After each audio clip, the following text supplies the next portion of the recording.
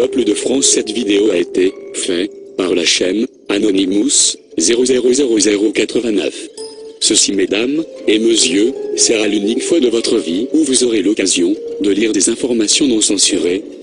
Ce que j'ai à vous dire est très important. J'ai dû prendre la décision de faire passer votre intérêt avant ma propre vie. Je le fais d'abord pour vous, pour que vous vous réveillez changé. Mais avant de vous dire ce que j'attends de vous, je vais vous donner des faits. Ce sont vraiment des faits. Le gouvernement enregistre tous les coups de fil, les emails, et même les textos en France. Les gens comme Snowden ou Julien Assange nous donnent les infos nécessaires pour protéger la démocratie, et ces mêmes personnes sont persécutées par le gouvernement. Ce gouvernement a été fondé par les riches. Il aime mener le peuple dans le noir, dans l'ignorance à un niveau intellectuel infantile. Il s'assure que le peuple soit occupé à faire de l'argent pour survivre, qu'il s'occupe de sa famille, de sa maison, de son jardin. Ils veulent faire croire aux gens qui y sont libres qu'ils ont le choix de faire ce qu'ils veulent, mais ils ne peuvent pas. Les personnes qui vous représentent sont payées pour que vous restez dans votre bêtise, dans votre petit monde bien fermé sur lui-même. Comment se fait-il qu'il n'y ait pas de législation sur les armes à feu, alors qu'il y a un massacre tous les mois en France?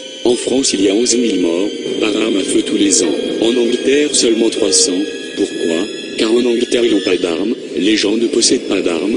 Point à la ligne. Ce que j'ai fait en ce moment est une conséquence de manque de législation. On vérifie même pas le passé des clients pour savoir si l'on était criminel, simplement parce que 50% des sénateurs sont payés par des marchands d'armes. Alors réveillez-vous.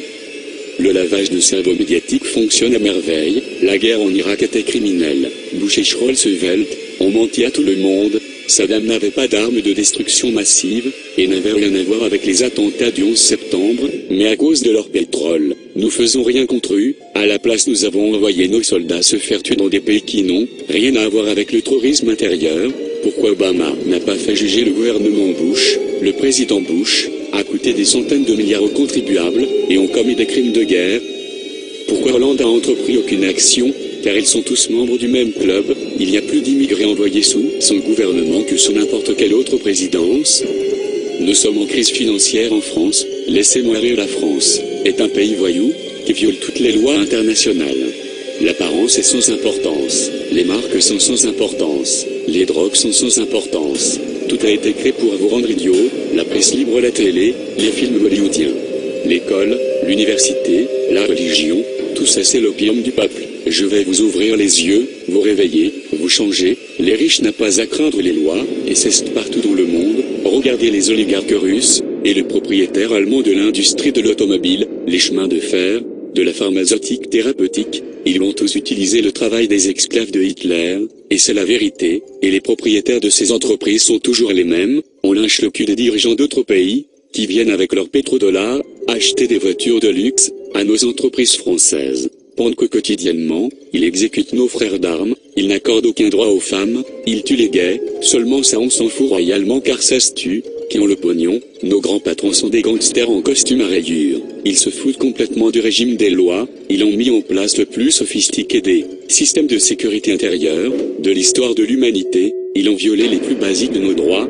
de nos libertés civiles, ils se sont emparés du système de contrôle de l'information, pour saturer les zones de mensonges. Nous sommes de plus en plus nombreux sur Terre, et de moins en moins d'eau, de nourriture, de pétrole. Dans 100 ans il n'y aura plus de carburant du tout sur la planète. Avec des mots on ne changera rien. C'est trop tard pour ça. La seule façon d'intervenir sur la France c'est de la détruire. Détruire cet argent, qui font de nous des esclaves de la société. Se faire élire président, ça sert à quoi de se faire élire? Arrêtez de dire des conneries. C'est quoi la politique? Que tu sois démocrate ou républicain ça change strictement rien.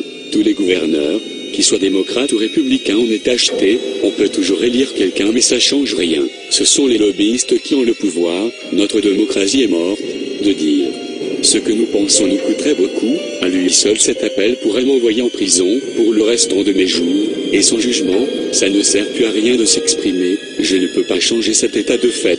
Je crois que c'est le seul moyen de faire avancer les choses. Ce que j'attends de vous, c'est que vous changez le monde, et détruire cet argent. Nous allons devoir révolutionner ce monde, détruire cette politique de riches. Sortez de chez vous, reprenez votre force de liberté, et allez faire la chasse aux milliardaires, aux patrons de banque, aux PDG, aux lobbyistes, aux menteurs, au gouvernement, aux sénateurs. Ce sont tous des parias. Il faut reprendre le pouvoir, pour faire le ménage, pour tout rendre propre, vous devez repartir à zéro.